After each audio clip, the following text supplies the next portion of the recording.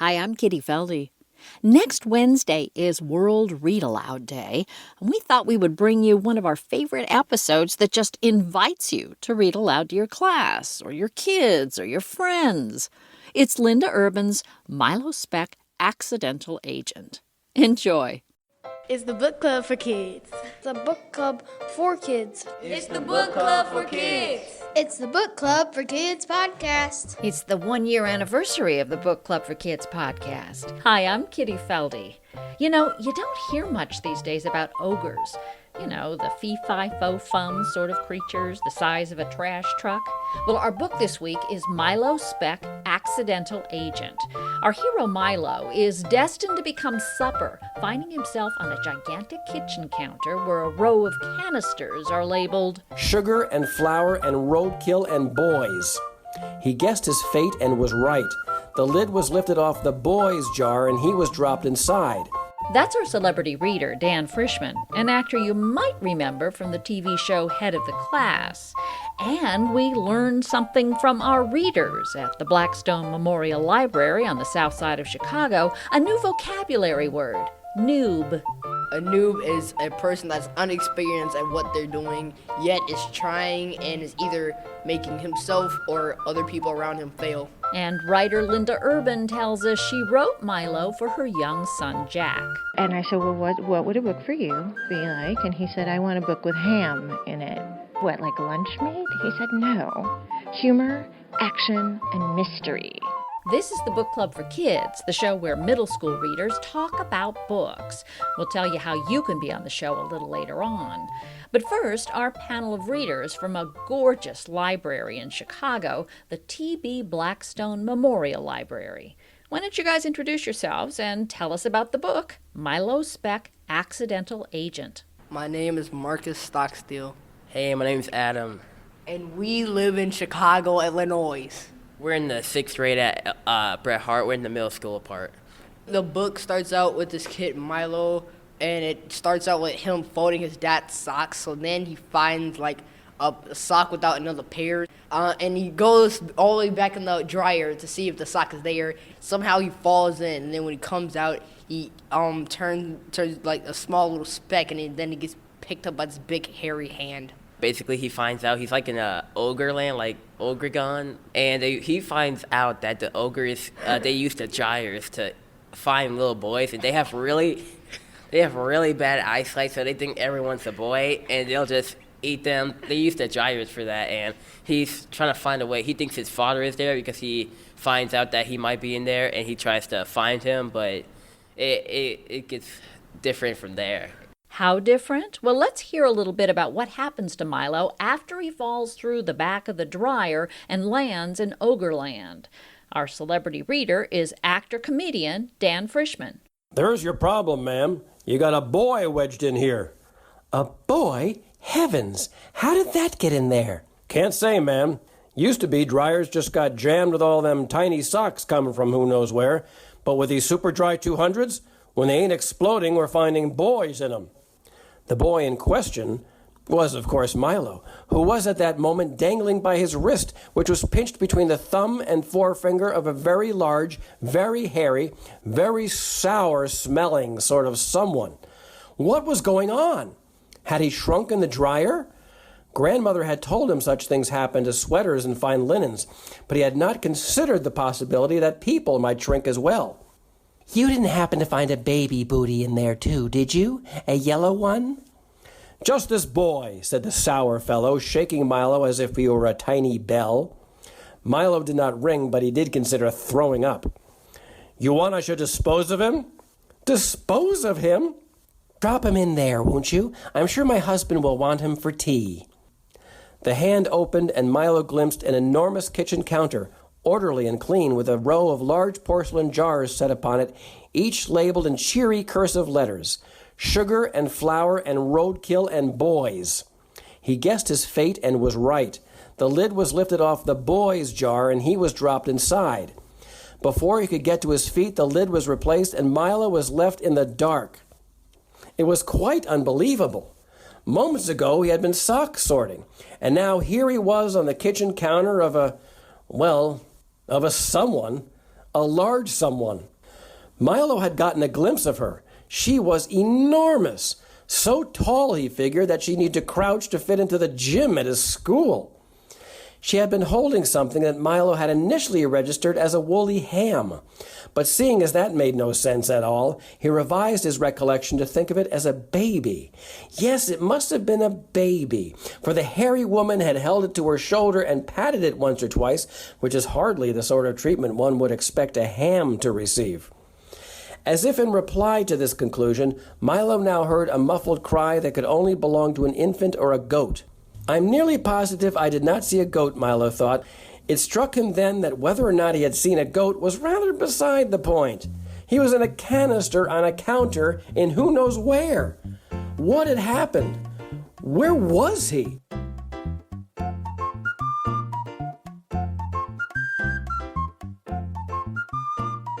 You guys were laughing. Is this a fairly funny book to you? It has some humor in it, some funny points that they have, inside joke, such as it was the head of the Tuckerman agency. She was kind of insulting Milo, insulting him about the ways he was rescuing her, even though he had rescued her and he thought that she would be grateful, but instead she was just kind of insulting him. And she was like, "What other magnificent stuff are you gonna do now?" You could have done better. Yeah, she was just insulting her. It was kind of funny. It had some humor in it, the book. Talk about the relationship between Milo and his dad. His dad always had a saying he always said to him, "You are always with me." What did that mean to you guys? Well, Milo's dad was always on business trips, or what Milo had thought to be business trip, which later in the book he finds out to really be him searching for his mom. But as he thinks, when you're always with me, he's always basically in the heart, he'll always think of him while he's off for a while to go check for his mom. Was that kind of an excuse, or did you find that touching? Well, I say I don't think it's as much as an excuse, but as a reason for him not to miss him, because he would be away for a while, and he couldn't explain it yet because it was too confusing. Later in the book, you get to realize it, and you can realize why Milo might have a hard time comprehending that. Yeah, to some extent, it's actually touching, but to a different extent, it's sort of foolish. What was the deal with Tuck? I mean, did she remind you of girls you guys go to school with? Or sisters? Well, Sisters, no. Girls, we'll say a couple. yeah, there's a couple of girls, a lot of girls at our school like that. It's at our school, it's either predator or prey, and you don't want to be like the prey. You want to be the top. You either want to be predator or you want to get the heck out of there. It's one of the two. So it sounds like you guys go to school in Ogre Land. Well, that's a pretty good metaphor. Yeah, a pretty good. Yeah, basically. Yeah. So once again, while we were laughing, it was the metaphors. So you're either like the ogre or the boy. Yeah. So talk a little bit about the idea about Milo as a secret agent, as a special agent, because he doesn't seem to have a whole lot of self-confidence about him being able to do anything or accomplish anything or be successful. Yeah, he's a noob. A what? A noob. What is that? A noob is a person that's unexperienced at what they're doing, yet is trying and is either making himself or other people around him fail. Well, does he fail though? To some extent, yes. Well, he pretty much has a pretty good idea of what he's trying to do. He's trying to find his dad so he could together as an agent, instead of zipping them out of there, getting out of Ogreland, instead he can help to try and find his mom, who he found out didn't just walk out on him, who had been a Tuckerman agent herself. Was that surprising when you found out about the mom being the secret agent, not the dad?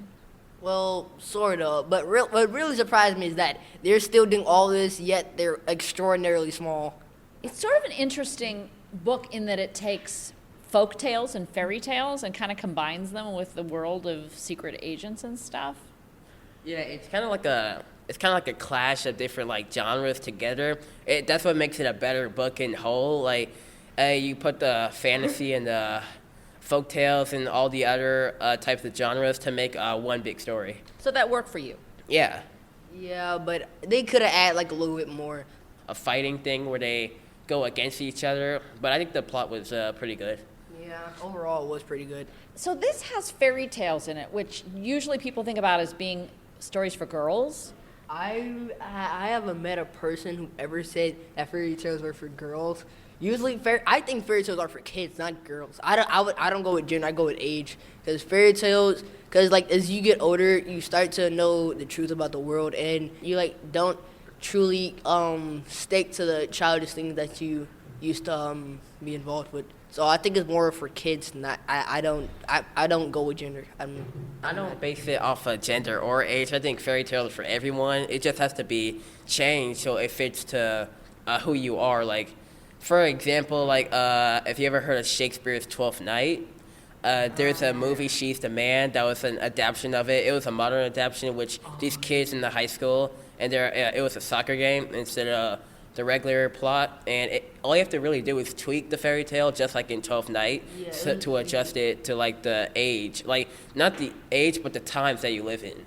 Something you said was pretty interesting about when you grow up, when you see the world the way it really is. This book has magic in it. Is that still appealing to you guys at your age? I mean, yeah, I'm also dependent on like the quality of the book. Like most people are interested to the story and like if it's boring to them or not. But for me, I'm more of a quality guy, not quantity. See, you see a lot of magic tricks out there these days. Like, I could show you one if I had my cards, which are upstairs. But like I was saying, there's a lot of magic out there, and there's a lot of reasons for why they work. It's either like distraction or props or stuff like that. So people might think it's not appealing for magic since it's not. They think it's not real because of all the other fake ones that claim to be real but tend up not to be. But I just still think it's a good plot because it kind of puts in like as they said in the book, physics and magic in it. Well, and are you I talked to a group earlier of girls who all said they loved the idea that magic would exist. They weren't quite sure they really believed in it, but they wanted to really bad. What about you? Well, you see, when I get in trouble, I wish I can go back in time. But you don't believe you can. Yeah, it's like when those situations happen, I want it really bad. The thing is, like, sometimes I tend to lie about stuff, and like when that happens, and then like when people start to figure it out, I wish I could go back in time, and see this coming. Like I wish I had deja vu. Yeah, I would like it if magic did exist. So like we could do a lot more things other than like guess what card you picked out of the deck. So like you could do a lot more stuff if it was magic, and I'd like to believe magic does exist. Well, if it did, what would you like to do? He'd like to go back in time. What would you like to do? Well, time travel is one thing. Teleportation, I wouldn't have to waste money on airfare. Yes. Like, don't have to check out my bags or anything like that. Yeah, you just put an astronaut suit and zoom to the moon. I could go anywhere I want. Maybe I could change reality itself to like change certain things that might be bad. Realize historical events. Yeah, being able to have superpowers basically. Yeah. Would you say this is a book for boys? Once again, I'm not with gender. I'm not with the gender stuff. Some girls would tend to think of things like ogres for boys, maybe because like they might think they are like them. But I think it's kind of like a unisex book. Like anyone could read it. It's still good no matter what gender or age you are. There's a relationship it has with like the world today. Kind of like as an example, Tuck and Milo, like gender fights kind of. I don't want to get too off topic, but like women wondering how men get more pay than them, or it's kind of like that, an argument between them because of their gender, not so as much to their ideas. Writer Linda Urban says she wrote this book for a male audience of one, her son Jack. And he said, I hear your books are pretty good. That's great, Mom. I'm glad. But I'd like you to write something for me. And he said this when he was around 8-ish, I think. And I said, well, what would a book for you be like? And he said, I want a book with ham in it. Excuse me? Ham? I said, that's what I said, essentially. I said, what, like lunch meat? He said, no. Humor, action, and mystery. See, his dad is a lawyer, right? So we have acronyms around the house. So he wanted humor, action, and mystery. And I got to tell you, my first reaction was, oh, I'm so sorry. I can't do that. That's not what I do. I read my own reviews. They say that my books have great characters and not much happens, but that's okay. And I thought, how could I do a book like this? But then I thought about all the things that we ask kids to do every day. They have to sit there in a classroom for 6 hours and challenge themselves to learn things that may or may not care about, they may or may not be good at. They don't have a choice. And I owed it to Jack, so I tried. And it was really hard. So how much of your son is in this main character? My boy is a smart little problem solver. He's also the second smallest in his grade. There is one girl who is smaller than he is, but he has this sort of can-do, I'm going to figure it out spirit. When Milo begins this book, he is so small that his grandmother calls him scrawny, and she buys him the largest size of the sort of very young children clothes. They're humiliating for him. Because of this and because of some other things that have happened in his life, he's pretty defeated. He kind of figures that he's never going to find magic. Things are never going to be that great. He'll make do, but he'll never have a grand adventure. And my son also wanted a grand adventure. In Milo's book, he is forced at the very beginning of the book to do chores. He's sorting socks in the laundry. And he finds this enormous yellow sock, and he can't find the match, so he goes down in the basement because he doesn't want to get in trouble for not doing his chores right, reaches into the dryer. He's so small, he actually kind of has to heave himself halfway into the dryer. Finally, he feels something woolly and damp, and he grabs it. It grabs back and pulls him through the dryer into a land of enormous ogres. Now he's just not just scrawny, he's minuscule, and he has to figure out and solve his own problems and kind of gain his own power and strength in this huge, huge world. Well, of course, the toughest critic has to be your kid. Jack was awesome. He was such an amazing editor. He waited till I had drafts that I was willing to show, but he read every word. He told me when I was not funny. He was also really good at telling me when I got it right and asking me about what could happen next and maybe we could do this. And he was a writing partner for me in so many ways. He's very, very proud of the book, and he likes to show people that it is dedicated to him.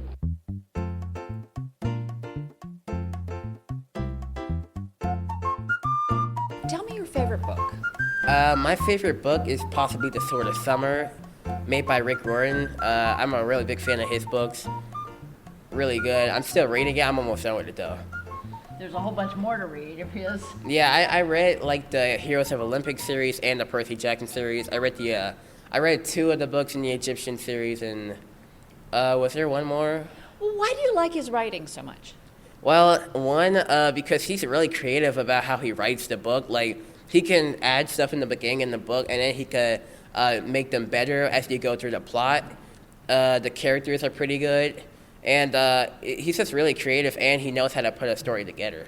My favorite book or series is the Legend of Zelda series. It's like a 10 to 11 book. It's like 1 to 11 book series. I like the adventure, the sense of adventure in the book. It's very interesting. I think it very fun. There's games of it too. It is just a variation of it. We'll have a list of everybody's favorite books at our website, bookclubforkids.org. And if you'd like to be on the show yourself, just have your teacher, parent, or librarian send us an email, bookclubforkidspodcast@gmail.com. And hey, if you haven't already done so, would you take just a moment and go to iTunes and leave us a rating and a review? We read all of them, and it's one of the best ways for other kids and their moms to find us. Thanks this week to associate producer Triana Eichinger and to Jonathan Jensen, who composed and performed our music. And thanks to our readers this week, Marcus and Adam, and the children's librarian at the Blackstone Memorial Library in Chicago, Tina Carter. Thanks as well to Todd Barnett and Susan Arjmond, who helped us bring Book Club for Kids to Chicago. We have a free newsletter for teachers, parents, and librarians full of free tips about how to turn kids into lifelong readers. You can sign up at our website, bookclubforkids.org. We're also on Facebook, Twitter, Instagram, Snapchat, and even Pinterest. I'm Kitty Feldy. Thanks again for listening. And if you're looking for somebody to read aloud to you, check out our other podcast, The Fina Mendoza Mysteries. It's based on the book Welcome to Washington, Fina Mendoza, published by Chesapeake Press. You can read along and see how the audio version is a little bit different from the book. That's the Fina Mendoza Mysteries, wherever you listen to podcasts.